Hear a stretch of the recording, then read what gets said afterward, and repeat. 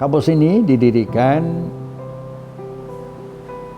atas concern, keprihatinan nurani, keprihatinan akal sehat, akal waras dari tokoh-tokoh nasional, tokoh bangsa, dan tokoh umat. Ada Bung Hatta, bahkan sebelumnya juga Bung Karno sendiri, dua proklamator.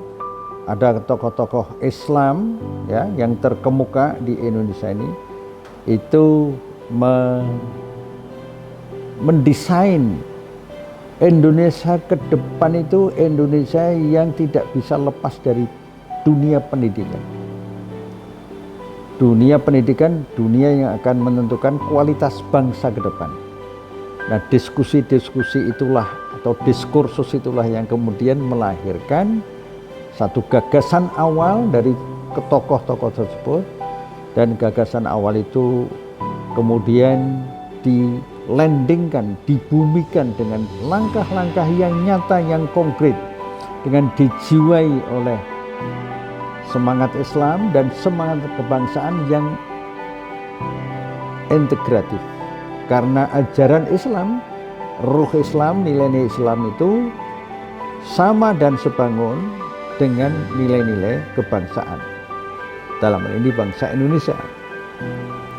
Nah, lahirlah Sekolah Tinggi atau STI, Sekolah Tinggi Islam di Jakarta, yang kemudian dalam perkembangannya dirubah menjadi Universitas Islam Indonesia yang disingkat dengan UII.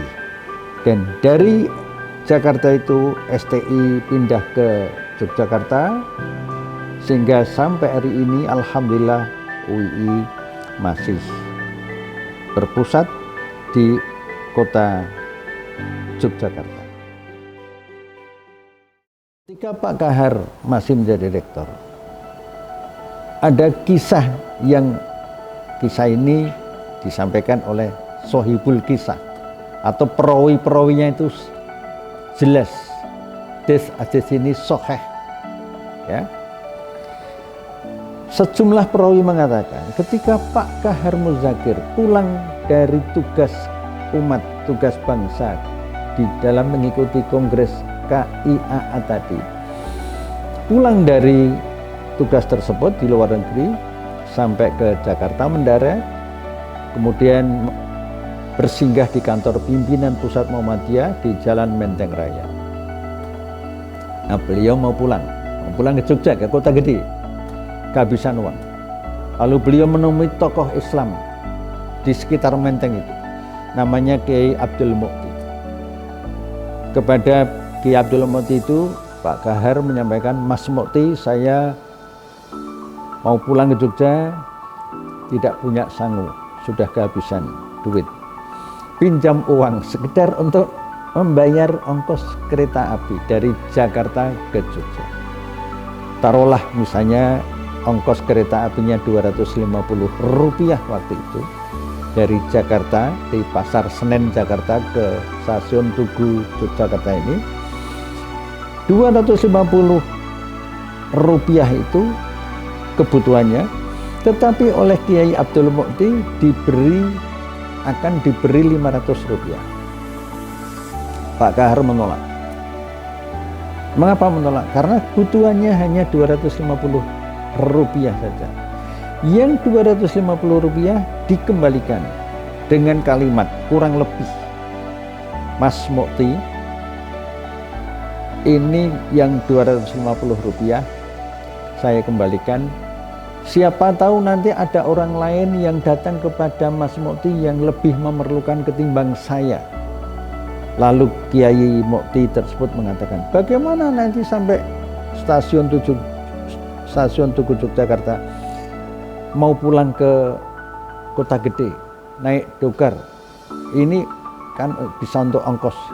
Pak Kahar menjawab, nanti dokarnya saya bayar di rumah. Moralitas apa ini? Akhlak apa ini? Kalau tidak mencerminkan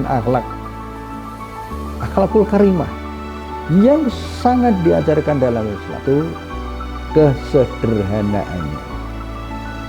Nah, satu. Kemudian yang kedua, Pak Kahar dari kota gede ke Jalan Sikditiro sehari-hari naik dokar, naik andong.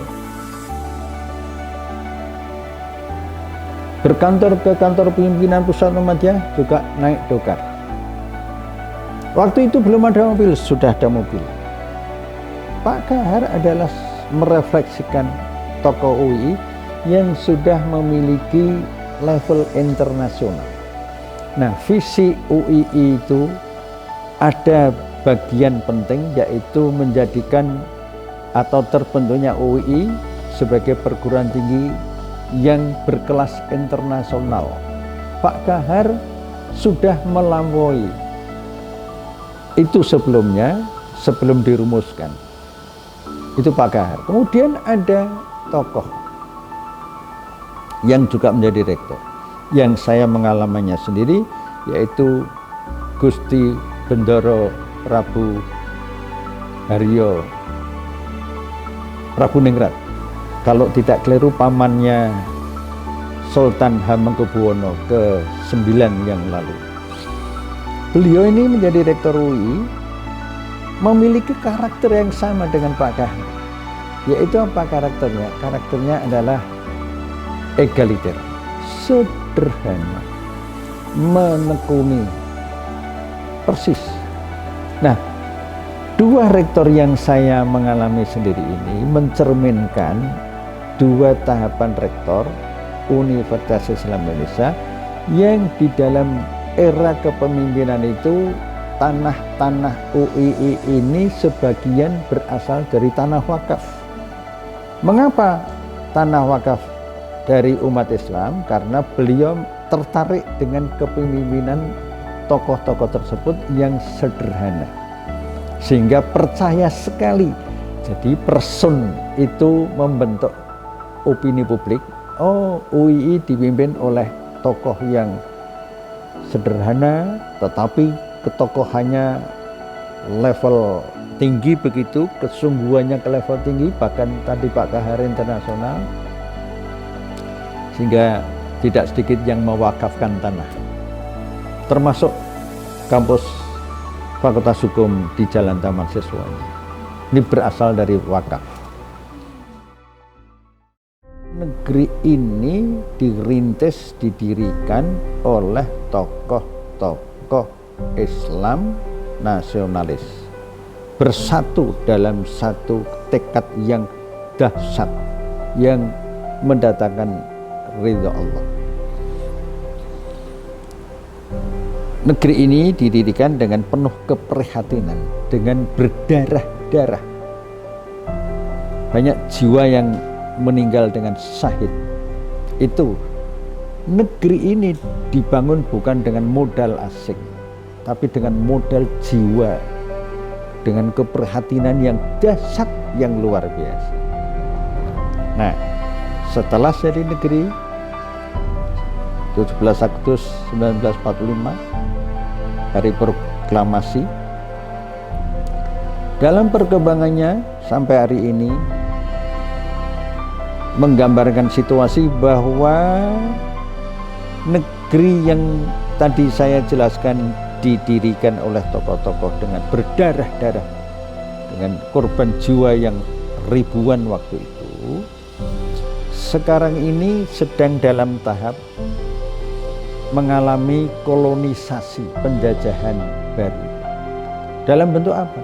Dalam bentuk dikolonisasi, dijajah terutama sektor ekonomi, sosial, budaya. Mengharuskan Universitas Islam Indonesia untuk bersama dengan perguruan tinggi yang lain, tidak hanya sendirian, tidak mungkin sendirian, ya, termasuk perguruan tinggi negeri, untuk mendesain bagaimana produk mahasiswanya itu bisa menjadi leader, pemimpin, bukan ilmuwan, apalagi ilmuwan tukang,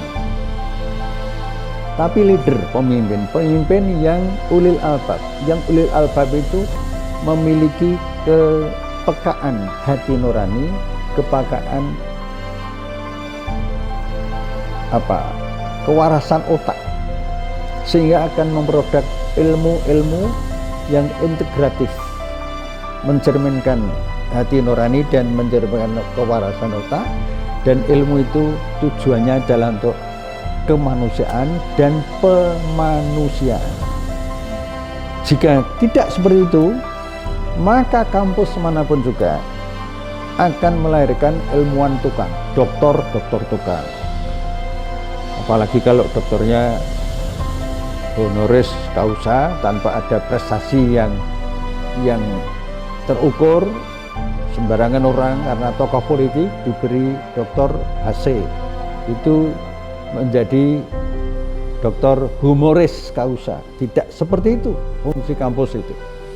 Profesor yang sekedar gelar-gelaran, tapi S1, S2, S3 asal memiliki concern ulil albab tadi, itulah yang diperlukan oleh bangsa ini dan bangsa-bangsa lain.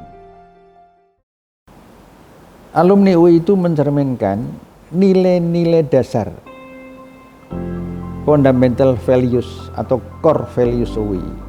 Core values UI ialah menjadikan Universitas Islam Indonesia ini sebagai universitas yang semua program studinya mencerminkan nilai-nilai Islam yang bersumber Quran dan Sunnah, difahami, direfleksikan, dikaji, diamalkan dengan ijtihad, ya, dengan semangat tajdid, yang itu juga dikonekkan, disambungkan, diintegrasikan dengan nilai-nilai kebangsaan yang bersumber kepada Konstitusi Dasar 1945 dan Pancasila yang sebagai landasan ideologi. Dengan demikian, alumni UI itu alumni yang sudah memenuhi kebutuhan chemistry-nya itu disusun untuk memenuhi kebutuhan bangsa, negara, dan kebutuhan Islam ke depan, umat Islam ke depan, kebutuhan rakyat, yang itu juga menjadi bagian dari kebutuhan Islam.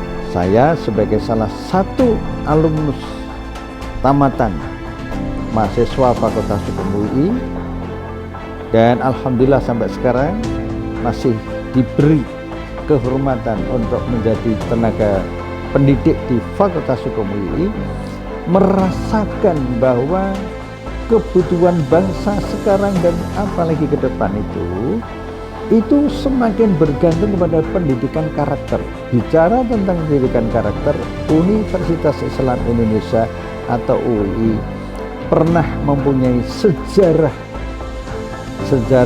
yaitu sejarah yang cemerlang, yang kemudian dalam perkembangannya bukan saja berupa gedung-gedung UI yang alhamdulillah patut disyukuri, jumlah mahasiswa yang patut disyukuri, tapi juga yang patut disyukuri adalah kepercayaan public trust, kepercayaan publik kepada Universitas Islam Indonesia ini, dan dengan sejumlah tenaga dosen, pemimpin-pemimpin UI, termasuk pemimpin kemahasiswaan yang on the track, yang berjalan di atas relnya, rel Islam dan rel kebangsaan Indonesia yang integratif itu, dengan berpikir yang mencerminkan hati nurani dan akal waras, itulah ulil albab.